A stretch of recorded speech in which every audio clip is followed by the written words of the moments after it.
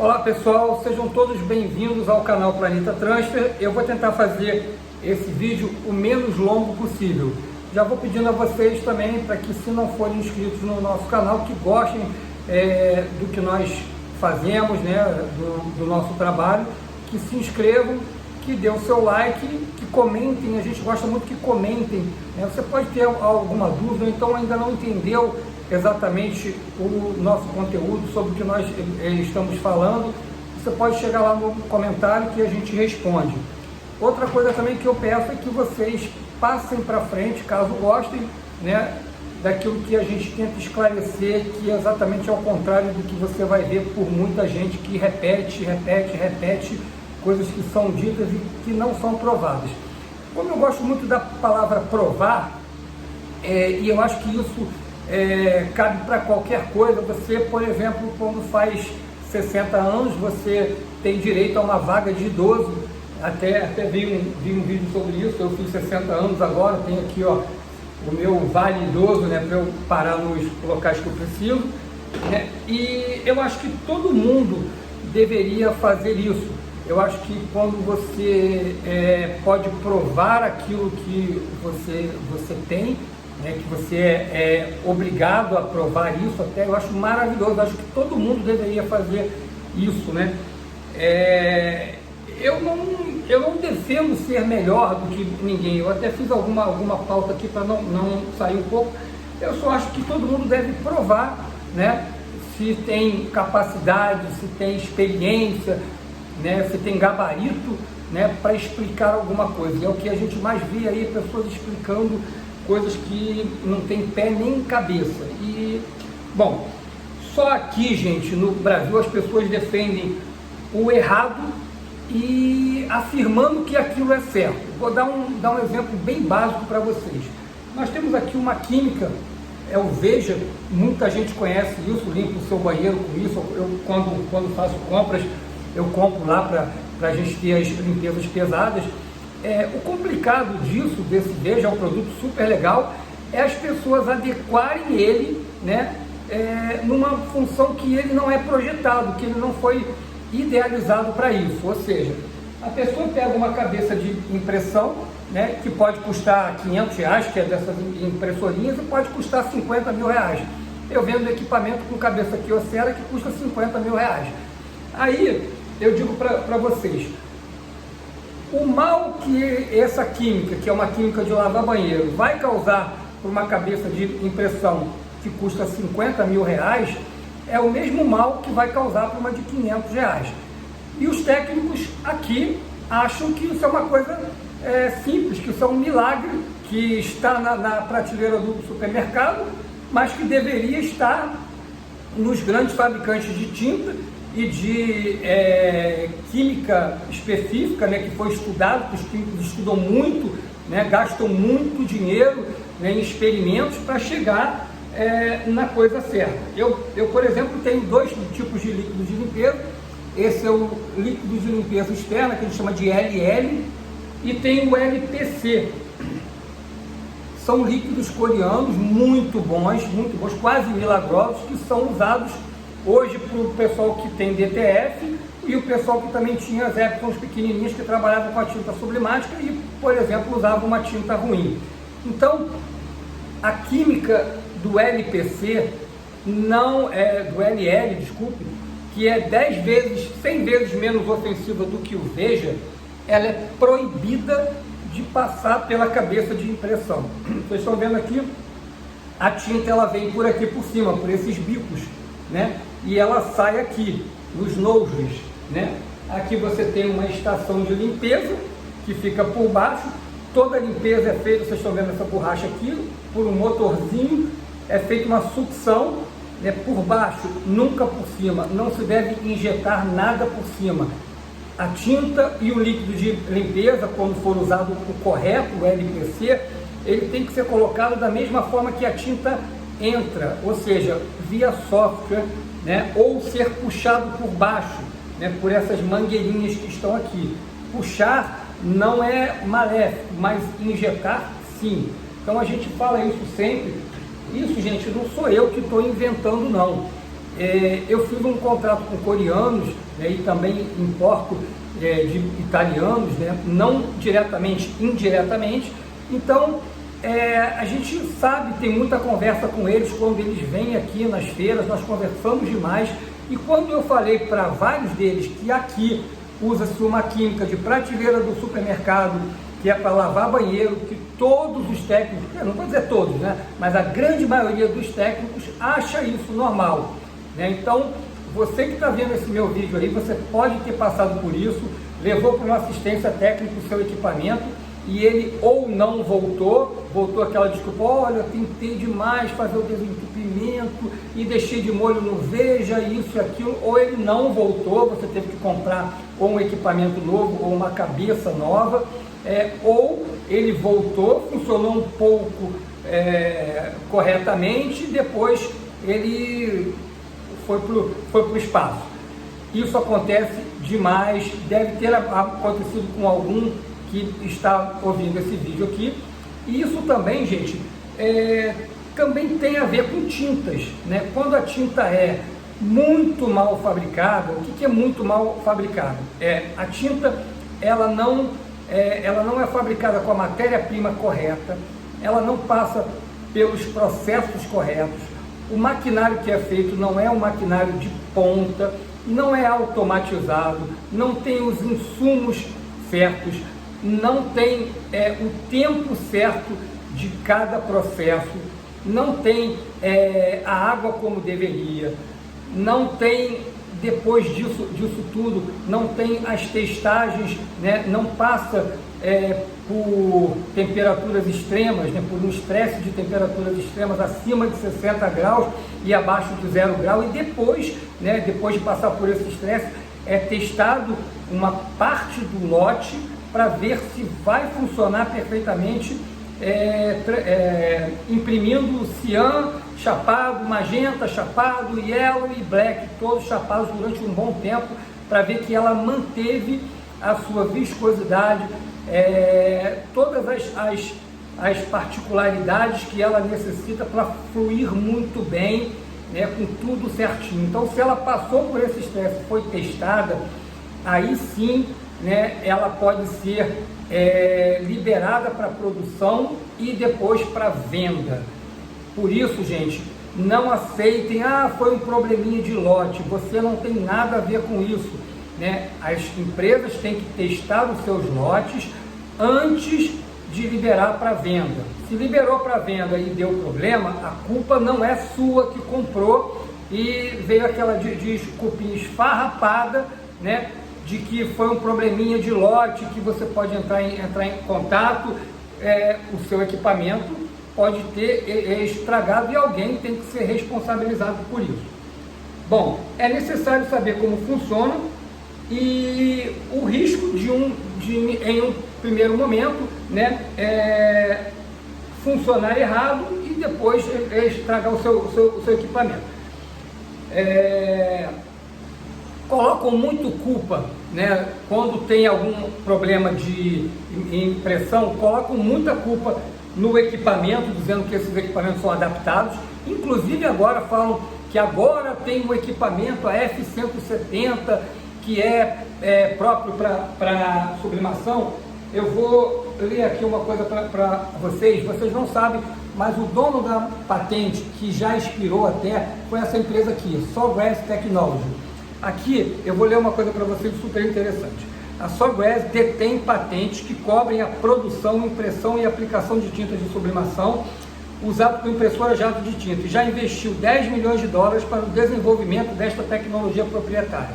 Como essa é uma empresa de patente, eles não fabricavam tinta sublimática, mas eles pegaram esse dinheiro todo e deram para umas empresas que eram as melhores do mundo, na Itália, e desenvolveram sim a tinta sublimática. Logicamente, ela teve que evoluir para chegar até o que é hoje. Então, essas empresas, quando tem essa evolução, elas não passam isso para as outras. Tanto é que uma empresa é comprada por um grupo, depois é comprada por outro grupo, para manterem essa tecnologia, essa expertise, né, nesses grupos, que são gigantescos, grupos JK, grupo Dover e por aí vai. Então eles licenciaram empresas para fazer tinta para equipamentos de menos de 42 polegadas. Por isso, gente, muitos e muitos anos você não conseguiu ver uma impressora que viesse de fábrica com a tinta sublimática. Isso não quer dizer que as tintas não foram produzidas para esses equipamentos, apenas não poderiam ser vendidas conjuntamente, ou seja, não poderiam vir na caixa porque é proibido pelo dono da patente. Durante muito tempo isso esteve valendo. Depois eles até perderam essa patente, né? Por que eu sei disso, gente? Porque eu estou no ramo há muitos e muitos anos. Em 96 eu já vendia prensas térmicas americanas ainda, que não existia nada nacional. 97 também, aqui ó, tudo documentado aqui, ó. Tem na foto tem a data. Então, gente, quem viveu o início de tudo, quem sabe, eu já tive muitas palestras, né, reuniões pré-feira com italianos, e a gente acaba sabendo, né, de tudo que vocês que estão aí atrás, vocês não sabem, talvez nem queiram saber, mas isso explica muito, né, porque que tem muita gente que protege o que é errado. Quando você pega isso aqui, né, e diz para um coreano, para um italiano, você precisa ver a cara deles. Eles dizem: não acredito que vocês façam essa loucura, que vocês usem isso num componente eletrônico bastante frágil, né? A cabeça de impressão é o coração da sua máquina e ele é muito, muito, muito frágil.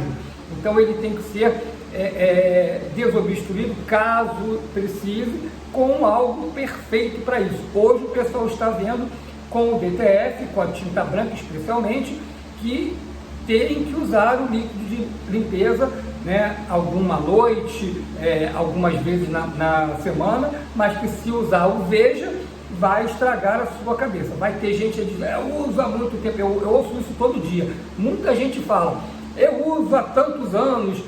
Tanto é que tem gente que, por exemplo, pega um equipamento, eu tenho esse equipamento há 5 anos. Falei: cara, mas olha só, ele só foi lançado há 2 anos, como é que você pode ter um equipamento há 5 anos? Aí vem a gente: não é bem assim, eu tinha outro, aí depois troquei, entrei. Então você tinha dito que usou uma tinta tal no equipamento, mas você trocou ele porque a cabeça estragou, então você está em outro equipamento. A sua tinta provavelmente estragou o seu antigo equipamento e você achou que tudo era normal. Acham que é normal imprimir todo dia, culpar o equipamento, que são adaptados, a umidade, o calor, né, que a tinta que não passa por temperaturas extremas, o calor danifica mesmo, né, tira a propriedade necessária dela, né, mexe em tudo. Aí sim, essa tinta que não foi fabricada da maneira correta, que não foi testada, aí sim ela pode causar os problemas. Eu vejo todo mundo dizer: toda tinta sublimática engrossa, toda tinta sublimática seca na cabeça. E eu sei que isso não é verdade. Que com a tinta sublimática muito bem fabricada e fabricada para esse equipamento, que não é todo fabricante que tem tinta para esse equipamento. Inclusive eu sou representante de uma tinta maravilhosa italiana que não tem tinta para esse equipamento. Então não adianta nem a marca ser muito boa, a fabricação ser muito boa, logicamente ela vai funcionar melhor do que uma tinta mal fabricada, mas não com as características necessárias que o equipamento exige. Então é isso que funciona. Tudo isso, gente, fora que a coisa de você usou tinta fora da validade. Gente, eu gosto de ganhar dinheiro, mas eu sou tão honesto que o cliente que usa a minha tinta, que liga para mim e diz: Marcelo, eu estou com medo que eu vi que a tinta saiu da validade, preciso trocar, eu ganharia dinheiro se eu dissesse: olha, joga tudo fora e compra tudo novo. Eu não faço isso. Eu digo: não se preocupe, a tinta vai funcionar da mesma maneira, 1 ano, 2 anos, né? O certo é você manter a validade, mas não é para você ter medo de que precise trocar. Não é assim. Eu vou monitorar esse cliente, caso ele tenha algum problema, e a gente diz: olha, então passou muito da validade, o ideal seria fazer isso. Mas nada que não seja reversível com um líquido de limpeza. Ao passo que se você usa uma tinta muito ruim, que ela deposita muito sólido, né, você pode, mesmo fazendo limpezas do software, você vai precisar passar o líquido de limpeza, porque senão ele não vai limpar os noses da maneira correta, tirar tudo que foi depositado ali, porque quando fica alguma coisinha ainda, mesmo que os tracinhos funcionem, os jatos vão sair tortos, né? Então vai sair tudo não perfeito. E você, para usar a coisa perfeita, né, você tem que fazer a limpeza correta e trocar a tinta que causou isso. É o que eu falo para todo mundo, né? Outra coisa de usei tinta falsa. Quando você compra essa ideia de que você pode estar comprando uma tinta falsa, né, que você levou azar, né, você tem que cobrar isso do fabricante ou do representante. Você tem que dizer, olha, eu comprei de fulano, verifique se essa tinta é falsa ou não, porque a culpa é sua, não é minha, entendeu? Você que comprou aquilo, então quer dizer, você vai atrás de saber se é falsa ou não. Se tá fora da validade, aí também é uma outra coisa. Alguém tem que ser culpado por talvez vender algo fora da validade. Então, isso ajuda a blindar as coisas erradas, tá? Então, quando o técnico chega para mim e diz, eu uso isso há tantos anos, né? É perfeito. Já houve isso, gente brigar comigo dizendo que eu estou errado, né? Embora os coreanos, os italianos tenham um líquido especificamente desenvolvido para desobstruir sem causar nenhum dano. Mas os caras são os sabichões, né? Estão fazendo isso há muito tempo, estragando talvez, né, equipamento dos outros e cobrando cabeça nova, né, cobrando para limpar o que não limpou, né, cobrando para estragar talvez aquilo. Gente, eu quero que vocês entendam que falar o que eu falo é muito difícil, porque eu acabo sendo atacado, né, por várias pessoas, né, que acham que é errado. Tudo bem, gente, mas alguém tem que defender, né, o que é certo, né? Eu apenas estou dizendo a minha opinião e a opinião dos fabricantes das tintas que eu compro, né? Eles foram unânimes de dizer, olha, não tem lógica a gente desenvolver uma química perfeita, né, que custa, por exemplo, R$300, e alguém achar que na prateleira do supermercado funciona algo perfeito. Assim também com tinta. As tintas têm que ser fabricadas da maneira correta para funcionar perfeitamente. Ok, gente? Se vocês gostaram, passem esse vídeo para quem está sofrendo, né, com tinta errada, usando a química errada para tentar resolver o que a tinta causou, né? E caso vocês queiram comprar a minha tinta, está lá no meu site, né, loja.planetatransfer.com.br, mas não deixem de falar comigo pelo WhatsApp para a gente dizer exatamente como é que você tem que fazer a troca, como você começa um equipamento novo, como você vai fazer a instalação do perfil de cores, para que tudo funcione perfeitamente. É tudo monitorado, né, até você ter excelência nos seus produtos e tranquilidade para trabalhar. Deixar o seu equipamento ligado e por quantos dias, quantos meses você quiser, tá? Não é isso que vai estragar o seu equipamento, ok, gente? Obrigado, grande abraço e até o próximo vídeo.